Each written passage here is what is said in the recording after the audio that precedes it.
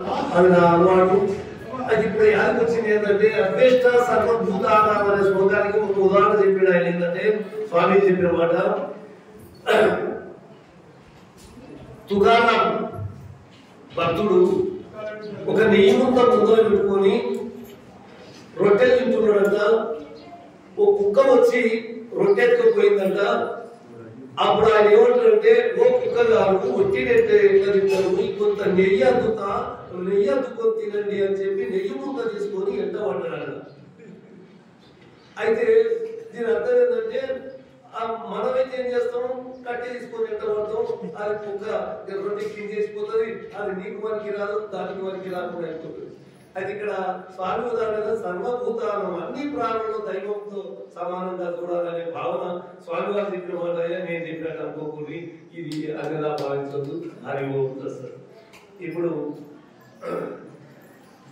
శ్రీ శ్రీ ముక్తేశ్వర జ్ఞానానంద స్వామి వారు గంగాపురం ఆశ్రమం నుంచి వచ్చినటువంటి వారు నిత్యశుద్ధానంద స్వామి ఉన్నప్పటి నుంచి వారు ఆధ్యాత్మిక చింతనలో ఆశ్రమంలో అనేక సేవలు చేస్తూ స్వాముల వెంబడి తిరుగుతూ అనేక క్షేత్రాలలో వారు కూడా కొంత భాషణ చేస్తూ ఉంటారు.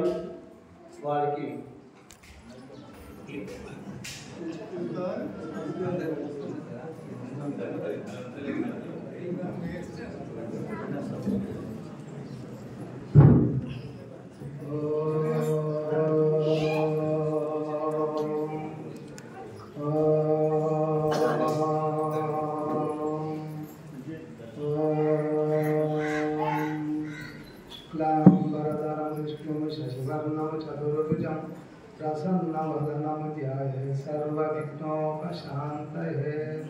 गुरु ब्रह्मा गुरु विष्णु गुरुदेव महेश्वरः गुरु साक्षात् परब्रह्म तस्मै श्री गुरुवे नमः.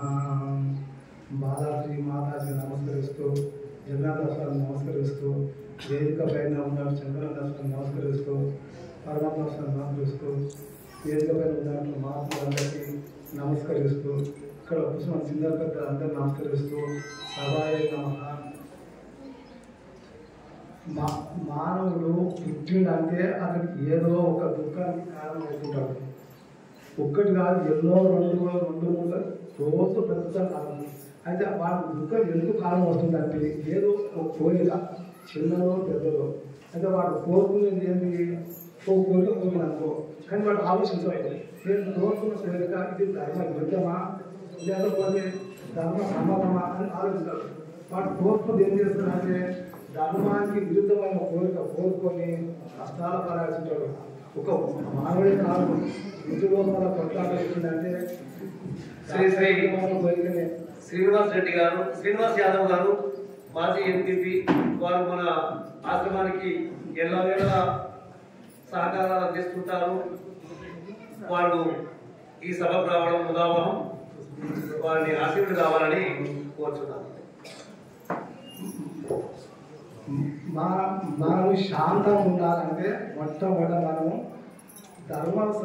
ధర్మ సమతమైన కోరికనే కోరుకోవాలి. ధర్మావిరుద్ధమైన కోరిక ఎప్పుడు కోరుకున్నా అది మనకు ఎప్పుడు అశాంతి కలగజేస్తుంది. ఒక యజ్ఞం చేయడం అది కోరికనే, కానీ ధర్మ సంబంధమైన కోరిక. ఒకరిని చెప్పు చేయడం అనేది ఏంటంటే ధర్మ విరుద్ధమైన కోరిక. అయితే అర్జునుడు కూడా ఇదే చెప్పిన అర్జునుడికి కామ క్రోధ లోపం, యజ్ఞం దానం తపస్సు, ఈ మూడు తప్పదు. యజ్ఞం దానం తపస్సు చేయాలి. కామం క్రోధం లోపం తీసేసుకోవాలి. కామాన్ని అంటే చెడ్డ కోరిక వల్ల తాను చెడిపోవడమే కాక పెద్ద మహానుభావులు చెడిపోగలరు, అసలు వాళ్ళు కూడా ఉద్ధరించబడరు.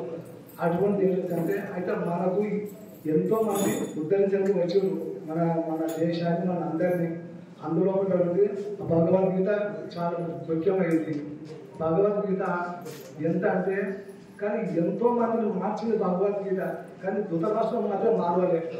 అసలు ఎంత కఠిన హృదయం చూడండి. ధర్మరాజు ఒకప్పుడు యుద్ధం అయిపోయిన తర్వాత ఎంతో బాధపడుతున్నాడు. వ్యాసమాసం వచ్చి మొత్తం గీత ప్రబోధం చేస్తాడు. మనశ్శాన్ని తిరిగిపోతుంది. కానీ దురాశ్రం మాత్రం ఇంత భగవద్గీత సంఖ్యలు చెప్పినప్పటికీ ఏం మార్పు మాట్లాడదు. అటువంటి భగవద్గీత ఒకసారి మనం రోజుకు ఒక అధ్యాయం పారాయణ చేసుకుని సరే మనం చదివిలో పడిపోతాం. అంటే మలయాళం చెప్తున్నారు ఆయన ఆరోగ్యంలో అందరూ చెప్తే అందరూ మనం పరిచయం. ఆయన నీవు ఈ సంసారం నుంచి తరించ చేసుకోవాలంటే గీతను పట్టుకో, సులభమైన సాధన విష్ణు సాధన పట్టుకో. ఈ రెండు మనసుకు ఒక రెక్కలు, విష్ణు సాధనామం తర్వాత భగవద్గీత. నీ ఇష్టం ఉంటే మొత్తం పారాయణ చేసుకో, లేకపోతే ఆచరించుకో. ఎందుకంటే భగవద్గీత అంటే చిన్న పుస్తకం కాదు, వేరే సారం దిగొచ్చింది. ఉపనిషత్తుల సారము ఇన్నటువంటి భగవద్గీత కనుక దాన్ని మనం ఒకసారి మనం రోజు దాన్ని మనం పఠించామంటే నీకు ఎంత దుఃఖం ఉన్నా సరే మనిషికి ప్రశాంతం అయిపోతుంది. మనిషి గాంధీజీ ఒకప్పుడు స్వాతంత్రం వరకు ఎంతో ఆరాట పడుతున్నారు. అయితే ఆ మనసుకి విఫలం పొందినప్పుడు భగవద్గీత చదివేదట మనసు ప్రశాంతం అయిపోయాడు. దానివల్ల అహింస పద్ధతి ద్వారా ఆయన సహాయం సంపాదించింది. భగవద్గీత ఎంత గొప్పది. భగవద్గీత అంటే ఉపనిషత్తుల సారం, వేద సారం. వేదాన్ని మనం చదవలేము, ఉపనిషత్తులు మనం చదవలేము, అంత మన జీవితం లేదు. మనకు ఏదో ఈ భగవద్గీతను మనం పట్టుకున్నామంటే మనం ఎంతో కనీలో శంకరాచార్య కూడా చెప్తున్నాడు, అయ్యా అంటే గీతను పట్టుకో నీ జీవితంలో అంటున్నాడు.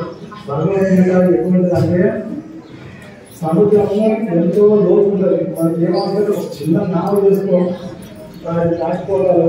నీవు బలసాగం అనేది చావడం పుట్టడం అనేది దీనివల్ల మీరు సులభంగా దాచుకోగలరు. గీత అనే నావ ఆశ్రయించు. ఈ భగవద్గీత ఎంతో మహాత్ములు కలిగిపోయారు. ఈ భగవద్గీత అర్జునుడికి ఇతరులలో చెప్పిన ప్రసంగి ఎంతో మంది కూడా ఈ విద్యను ఈ గీతను ఆచరించాలి అనుకుంటున్నా కానీ చాలా మంది దానికి వెనుకబడిపోతున్నారు. ఈ చదువుకోవాలి పారాయణ అనుకుంటున్నా వెనుకబడిపోతున్నారు. ఎందుకు కారణం ఆచరణ శ్రద్ధ ఉంటే శ్రద్ధ తర్వాతనే మోక్షం చెప్పింది భగవంతుడు. శ్రద్ధకు ఇవ్వడం తర్వాత మోక్షం ఎప్పుడు వస్తుందంటే మీ మనసుకి ఎప్పుడు మోక్షం అంటే విడుదల. దేనికి విడుదల? చెడు ఎప్పుడైతే మీ మనసు శుద్ధమవుతుందో అప్పుడే నీకు మోక్షం. ఈ మనసు అనేది రెండుగా పనిచేస్తుంది. ఒకటి సంకల్పం, వికల్పం. ఏం చేస్తుంది అంటే ఎప్పుడు ఒక దగ్గర ఉండేది కాదని. ఈ మనసు, ఈ గోగి, లక్ష్మి, చేప ఇవన్నీ శంచల చేపలు. ఈ మనసు కూడా ఏం చేస్తుందంటే నీకు ఎటు తిప్పుకుంటే ఆశపోతుంది. ఈ మనసును భగవంతుని తిప్పితే అది శుద్ధమైన మనసు, ఈ సంసారం వైపు తిప్పితే అశుద్ధమైన మనసు. శుద్ధము అశుద్ధము రెండు విధాలు ఉంటుంది ఈ మనసు. ఎప్పుడు తన మనసును భగవంతుని వైపే తిప్పుతుండాలి. అంత తిప్పుకపోయినట్లయితే అది ఏం చేస్తానంటే ఎన్నో నేను ప్రోత్సాహంలో పడేసి మళ్ళీ సావడం అనేది అందులో పడేసి నేను కాలచక్రంలో నేను పడేసినది. అదో అర్థం. శ్రీ ముక్తేశ్వర ధ్యానానంద స్వామి వారికి ఉదయపూర్వకంగా బాలాభిముఖాలు తెలియజేస్తూ చక్కని సందేశాన్ని అందించారు.